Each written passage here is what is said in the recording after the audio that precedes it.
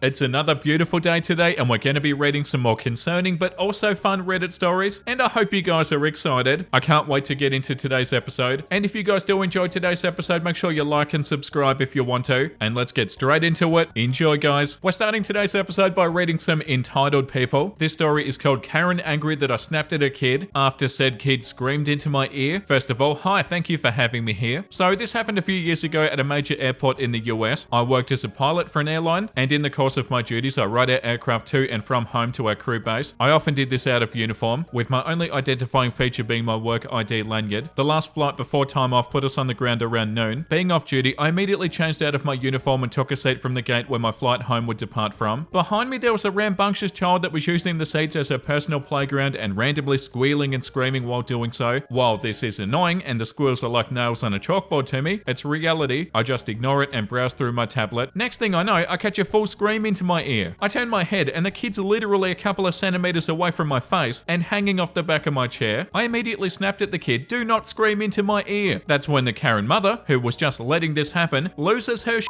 She darts up, standing over the seat behind me, yelling at me, "Don't you yell at my kid, how dare you!" The kid, meanwhile, has a shocked look, but does settle down and go silent. Karen continues on trying to goad me into arguing with her and doing everything but actually putting hands on me to escalate this into a physical fight. She even tries to encourage her kid to scream again, to which the kid just sat there quietly. I initially stare at her for a few seconds, and then went back to ignoring her and the situation and go back to looking at my tablet. She continues having a meltdown for 10 minutes before the man with her collected her and the kid and their things and went elsewhere. I feel bad for the kid, as I can't see her future ending well with that sort of guidance. It was also a shame that the mother flipped out, as I likely would have given the kid wings that my company supplies us after the kid had calmed down. Yeah, wow, that's so annoying. They just sit there letting it happen, and also encouraging them to scream even more. Like, also, you probably shouldn't have yelled at them, OP, but I do understand why you did. Like this comment says, "I hate parents that don't parent." Yeah, it's so annoying, and the audacity too to sit there and not do anything. That's so frustrating. This one says, "Am I the a-hole for putting dinner away and playing video games after my girlfriend came home drunk? My girlfriend and I live together. I'm 29 and she's 26. We've lived together for 6 months. I've been very busy with work and with my life, so yesterday I was really looking forward to cooking dinner for my girlfriend and relaxing together. We had this planned all weekend. My girlfriend is more of a social butterfly than I am, so she had plans yesterday morning with her friends. She had brunch at 11 and I was planning on having dinner ready by 6:30. I expected her to have a few mimosas at breakfast, but nothing too crazy. Maybe she'd get home and take a nappy nap before dinner. Basically, brunch turned into going to one more bar after, around 1 p.m, which turned into more bars, which basically became bar hopping all day. She was texting me insisting that she'll be home in time for dinner, but by the way she was talking, I could tell that she was drunk. I started making the pasta around 5 p.m. Around 5:30, I saw her on Snapchat stories that she was doing shots at a bar in a completely different neighborhood of Chicago. I didn't want to be the boyfriend who nagged, so I let it go. I was getting seriously annoyed because I was thinking, oh great, she's going to be hammered for our nice night that we had planned. At 6:30, she wasn't home yet. I saw from her location that she was now at a different bar from the one that they were taking shots at. I ate and I asked my friends if they wanted to play PlayStation, so I packed up the food, put it in the fridge and hopped on the PlayStation with the boys. Girlfriend arrived home around 7:15 p.m, clearly drunk. She asked her what the I was doing and what about dinner. Ew. I said she was late and dinner was done, but it's in the fridge so she can heat it up if she wants to. She apologized for being a little bit late, but basically gave me a half-assed laughing apology saying, "You never know what to expect when the girl gang goes to brunch." I said that's fine, but I now have other plans. She called me rude and went to bed. We haven't talked much about it today, but I can tell she's being passive-aggressive, so am I the gay hole? What? Edit. Oh, and she also went and said that my dinner didn't look very good, so she door-dashed Taco Bell. What the hell are we even reading at the moment? Is this real? Is it rage bait? Please tell me it's rage bait or something. You don't set plans with your partner and be like, oh, okay, we're gonna have a nice night together, we're gonna make food together, my partner's gonna cook for us, and then we're gonna have a cute night. You don't then come home like 45 minutes late, drunk, and insult the food that your partner made, and you somehow in your brain feel like you're the one who's in the right. Oh, that's so gross. I've got a lot of different thoughts when we read stuff like this. Like, first of all, I don't really know why the post is even made, because I feel like any way you spin this OP, you're not going to be in the wrong. So that's a little bit confusing too. Hopefully it's not real. Unless there's a whole bunch of stuff that hasn't been said, which you never really know with a story on Am I the Gay Hole. But still, that doesn't doesn't excuse the behavior of the girlfriend. So yeah, going off what we have here, your partner sucks, OP.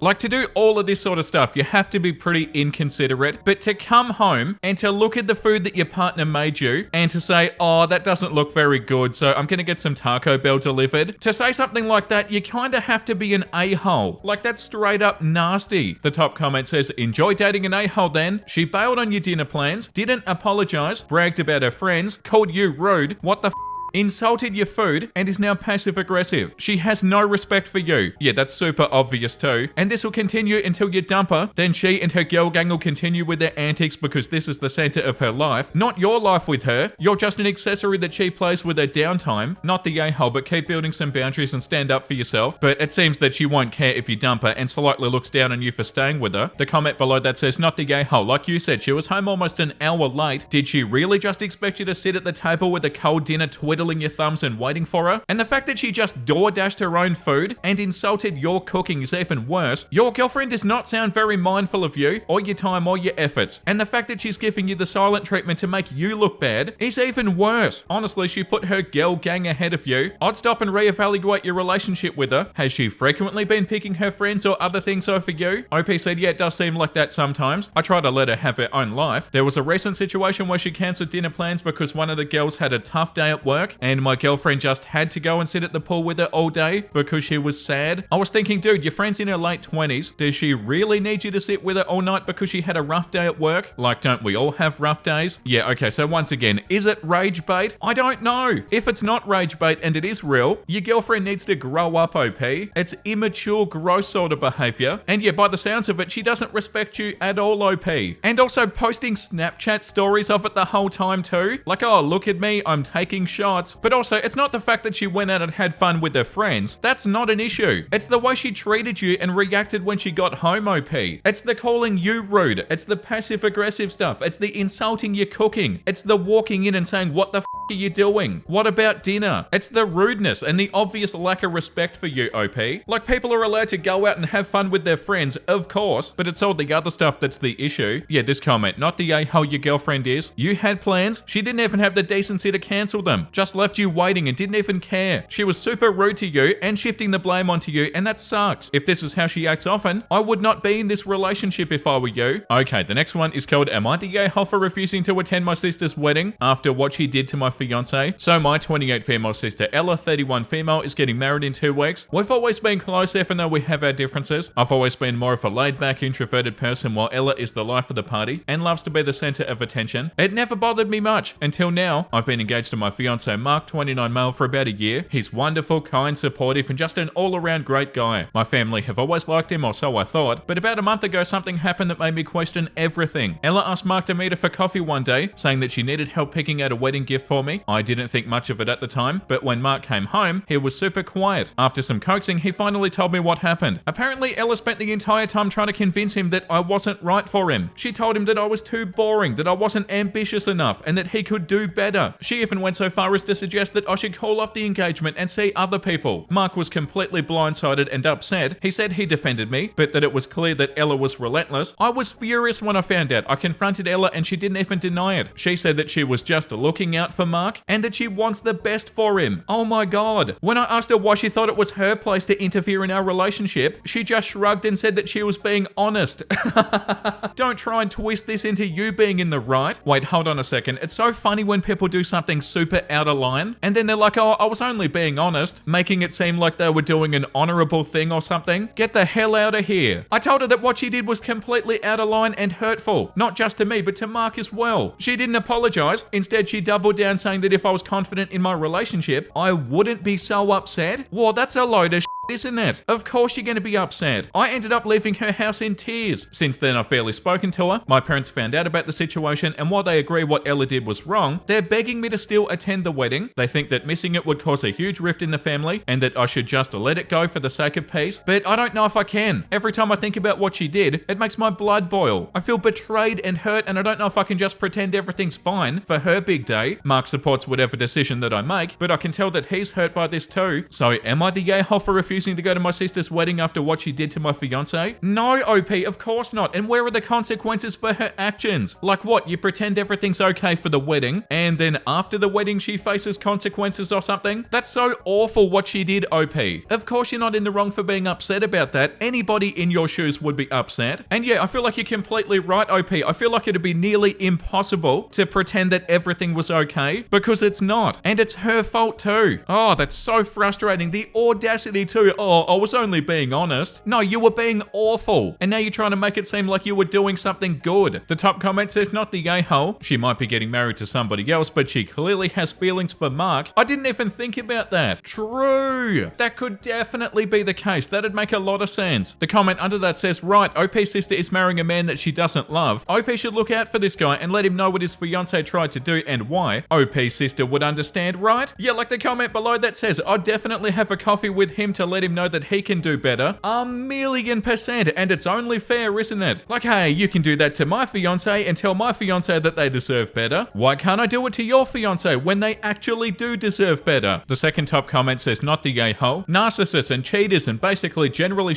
people all bank on the fact that your reaction to their toxic behavior will be viewed as an overreaction, and then they try to pin the blame onto you. This is especially true in family dynamics, with this ridiculous belief that somebody being related by blood gives somebody a free pass to shit all over you. If she ever truly is repent, then maybe there would be room for grace and forgiveness, but until then, I'd consider her dead to you. Yeah, that's such a good point. Banking on the fact that your reaction to their toxic behavior is going to be viewed as an overreaction. That's so true. The comment below that says, not the a-hole. Tell your parents you are staying home for the sake of peace. Your peace. This comment says, I wouldn't go, and I wouldn't invite her to mine either. I'd also message her fiance and tell him he could do better. Yeah, completely. This comment's also really good. Not attending her wedding would cause a big rift actually means we know that your sister created a big rift, but if you don't show up, we can't hide it and pretend to be a good family anymore. Don't show up and let people know why. Make sure Ella's husband knows how easily Ella betrays those close to her, and go no contact with anybody who's angry that you're making Ella accountable for her betrayal. Yeah, that's right. Where's the accountability? It's so infuriating. Like, oh yeah, I'm gonna do something awful, but you know, I don't expect to be held responsible for it. Get out of here. Okay, time for something a little bit different. We're on the entitled people subreddit now. How my entitled late aunt lost everything. Buckle up, because this story is an absolute doozy that spans nearly 4 years. Some backstory that's relevant to the story. In December of 2020, my father agreed to put his mother into a nursing home to protect his sister, my aunt, from an elder abuse investigation and getting my grandmother moved into state care. Because of my aunt's negligence, my grandmother had been hospitalized 3 times in 2 months. Once for a severe UTI, another time for an infected wound because my aunt secured my grandmother's diaper with duct tape, and the final time because of 2nd-degree burns after my aunt left a heating pad on my grandmother's back overnight. Ironically, in October 2021, my aunt would end up in a nursing home after she burned herself with a heating pad and then didn't get medical treatment until the burn was badly infected. In January 2022, my grandmother passed away at the age of 94 years old. In my grandparents' will, they split their estate between their 2 children 50-50. However, because neither my father nor aunt were on the deed to my grandparents' house, it was signed over to a probate lawyer who would be tasked to sell the house. When my father started going through his mother's affairs in February of 2022, he discovered the state was on the verge of taking the house because the only bills my aunt bothered paying were the electric and cable bills, and she hadn't paid property taxes since December of 2020. My father also discovered there were 2 massive liens on the house totaling almost 200 grand, one from the nursing home that my grandmother had been in because my aunt hadn't paid them either, the other one because my aunt convinced my grandmother to take a home equity loan out on the house so that she could buy a car. Initially, she was only going to take out what was needed for the car, or roughly 6 grand. However, my aunt went behind my grandmother's back and would end up taking the full 100 grand that the bank offered them. My aunt had been able to co-sign for the loan, so she was authorized to take the full amount. She also never made any of the monthly payments on the loan because she legitimately thought that loans were money that banks just give people for free. No strings attached. What?